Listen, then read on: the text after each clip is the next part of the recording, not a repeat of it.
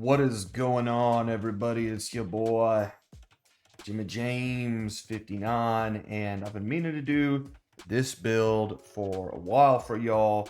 I did an 18 pop Portuguese scout build, which I think a lot of other people, incidentally, and not something we planned, but on the same day, everybody put up an 18 pop scout build for Portuguese. In fact, even somebody put a 17 pop build up, and so maybe I'll link a couple of those in the description below. I highly encourage y'all to check out a lot of channels for build orders. There's a lot of folks putting things out there. People like Morley Games, Survivalist, right? There's definitely others, names I can't remember off the top of my head, but there's a lot of good sources. And then these build orders are, I think, a really good thing that we can do in the community in order to give back, because we've all benefited from build orders together, right? And so they help our gameplay, and they help take parts of the game and really get you to a point where you can kind of clear out some of the clutter, know what you're doing, start winning. Now, I haven't seen this yet, but I wanted to show it to you here with the Portuguese, right? Going for a 20 pop men-at-arms build, 20 pop men-at-arms into archers. One of the things I like to do in my build order videos is, instead of showing you the build on an AI, I like to show you the build as it works in a real game. Part of the reason is so that you can see the build, you can see some of the follow-up to the build. I try to choose games that I think either are really limited to the build and its follow-up, and to show how you can close games out there, or actually some builds that some games that maybe go on for a little bit longer, but you wind up seeing just how a game can evolve, and it's something of an analysis of a civilization in certain conditions as well.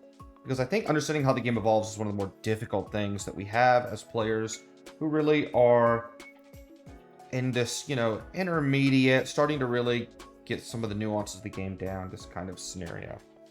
Now with the Portuguese, right, why are we doing this with Portuguese? It's a great question, and one of the main reasons is that the Portuguese recently got a buff where you will see that their foragers generate wood. I think it's a really interesting bonus because, there's probably, if you look here, you can see a little bit of wood keeping these shrubberies on, right? As we avoid the TC a little bit, take a little bit of damage, but actually could have been a lot worse. And, all right, you can see, like, once these guys get this mill up, we're going to be off to the races with getting some extra wood. What does this allow you to do? Well, it's a very, very flexible bonus, helps out a lot of your openings, right? As we do a little bit of scout fighting there. Probably not the best thing to be doing, as our opponent's luring in deer. Luring in actually lots of deer. Right? Really getting his deer up. With Portuguese, though, getting back to the build, right? And I think I should have put it on screen by now. At the early phases of this, you could have paused it then. But basically what we're doing, right, is you can use this build to get an early men-at-arms rush going if you want to apply some aggression. And this actually is a pretty good spot to do it. We have this forward gold, right? That's out there. We have a nice gold out here we can try to get to. We do have some back gold, right? So maybe I'll increase the size of this map here. We do have some good wood lines, so you don't need to go men-at-arms here, because this isn't the most open version of Arabia, but it's still, I feel like Arabia is just pretty open in general these days, to be honest with you. So it can be quite difficult. So as you can see here, right, TC, check it out. We're getting our loom. We've got no idle time so far. This is looking pretty nice. And we should be able to click up forthrightly. Boom, there you go, right? So we have no idle CC time. And this, keep in mind, is with the fact that loom is researching about 5 seconds faster with the Portuguese. So you see, we're going to get up at really around, I think it's about like 9:10 is the timing. And basically the way that you want to approach this build, right, is that you start off with 3 on wood, get to 5. And then that last villager, you want them to make the barracks, right? And these villagers, you want them to get to gold, right? We're waiting for the wood on that lumber camp. We've got it now.